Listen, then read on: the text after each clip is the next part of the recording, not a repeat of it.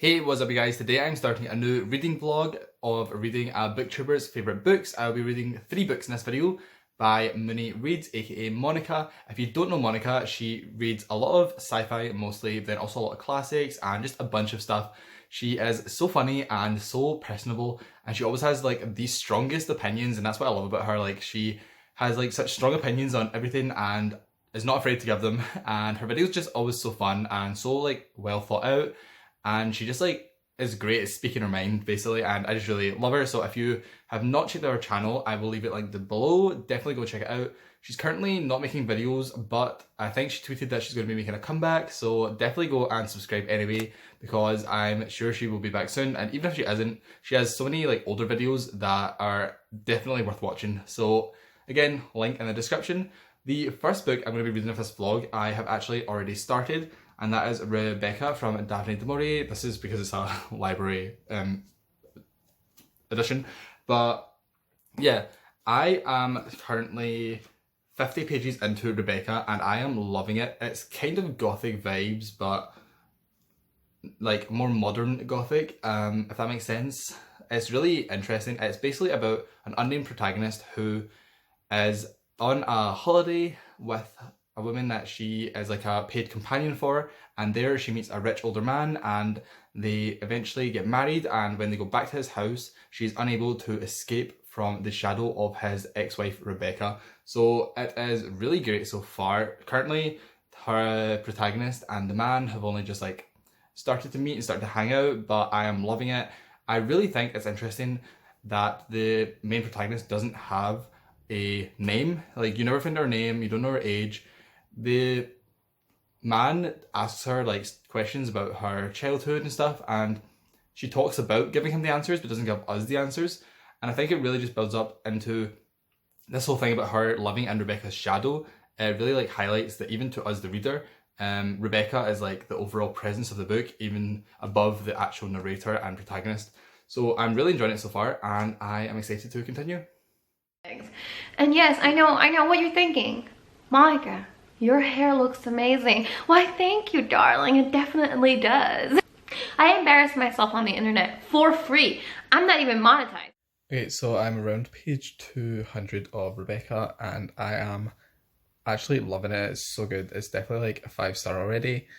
I just love like how, even though we don't even know the protagonist's name or anything, we know like all of her fears, and like we're so deep inside her head, and like her anxiety and stuff. Like, I don't know, I just really enjoy all that.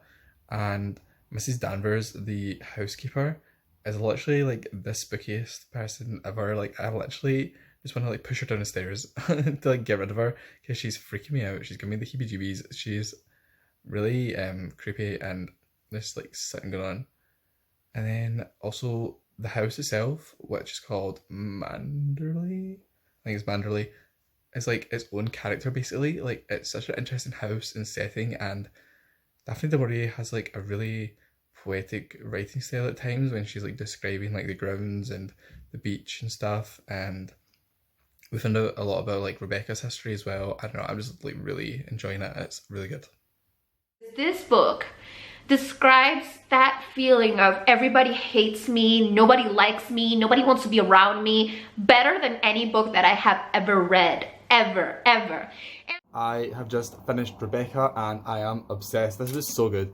It was so thrilling, like the mystery aspect of the characters. I absolutely love the characters. The setting, I think I said this before in the last like clip, but like Manderley as a setting, it felt like its own character. It had like so much life, and I'm just like so amazed this book. Like, it was so good. I'm so glad I finally read it. I've been wanting to read it forever and I'm so annoyed at myself I waited so long, but like I'm like so glad I finally read it because it is so good. I can't even give like proper thoughts on it because I'm just like so in love with it. I don't want to give like any spoilers at all, but there was a moment in it that literally shook me to my core. Like, I actually had to like set the book down and like have like 5 minutes of peace because my heart was racing. It was that good. I'm just like so impressed with this, and I now want to read like all of Daphne du Maurier's like other books because this was just incredible.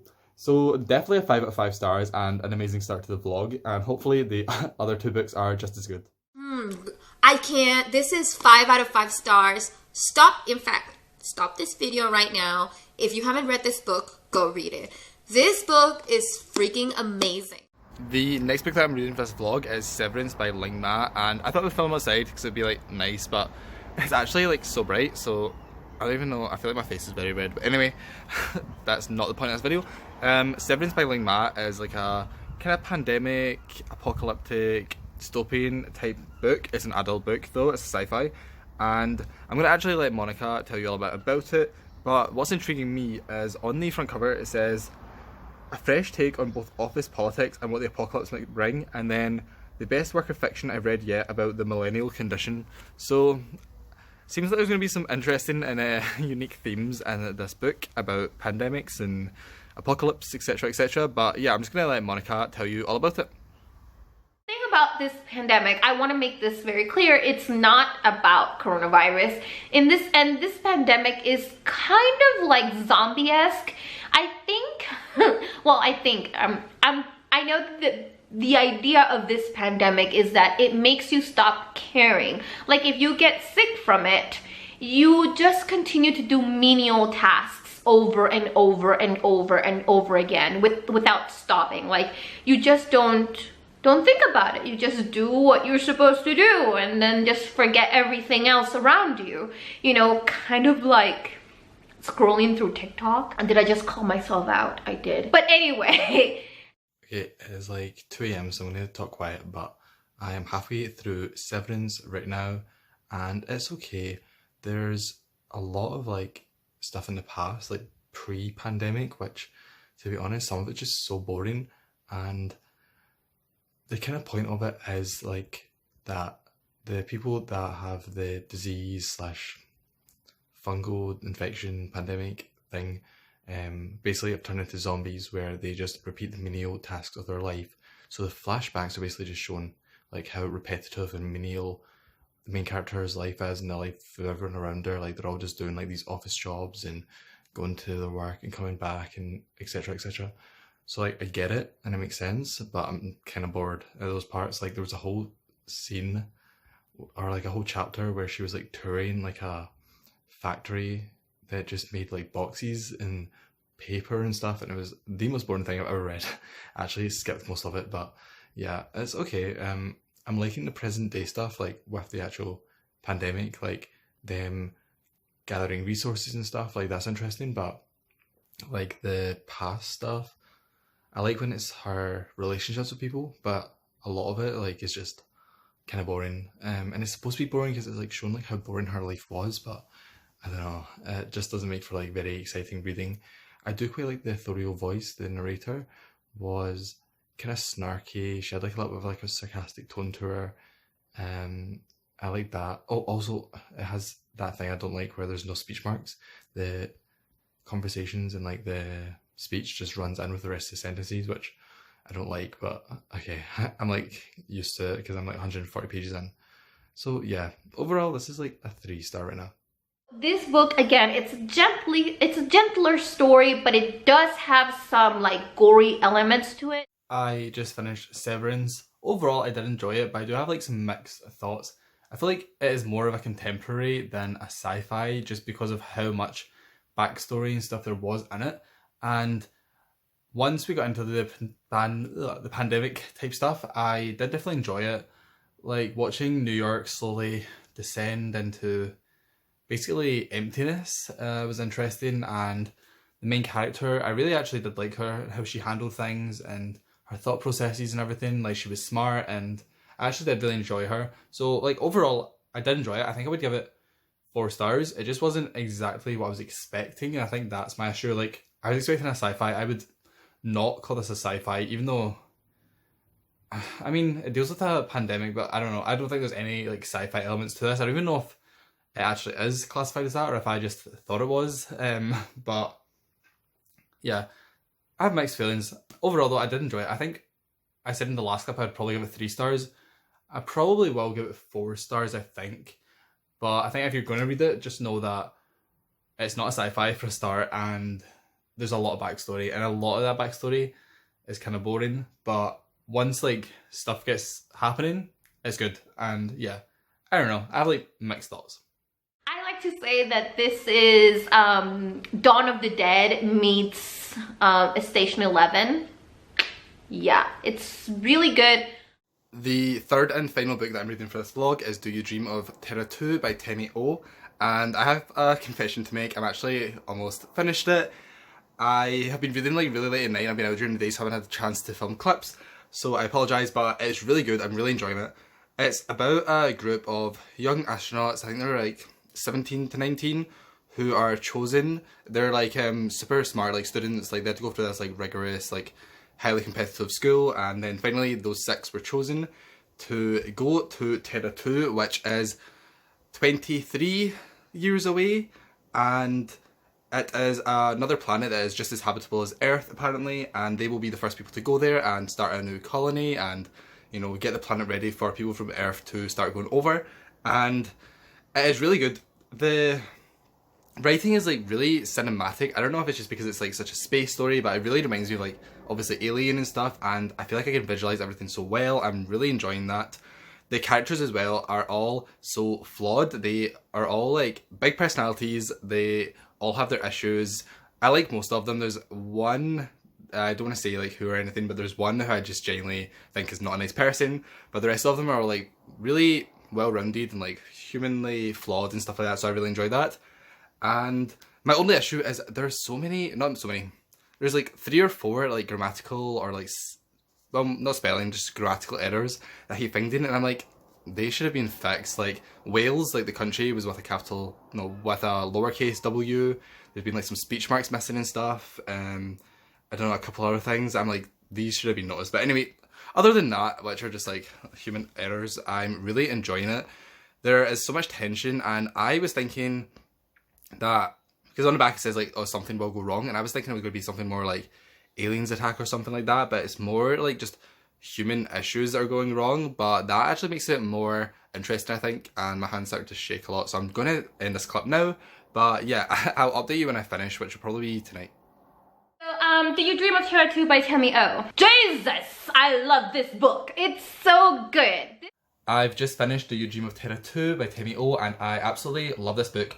Other than those little couple editing mistakes, which, to be honest, don't really matter, I cannot think of a single flaw with this book.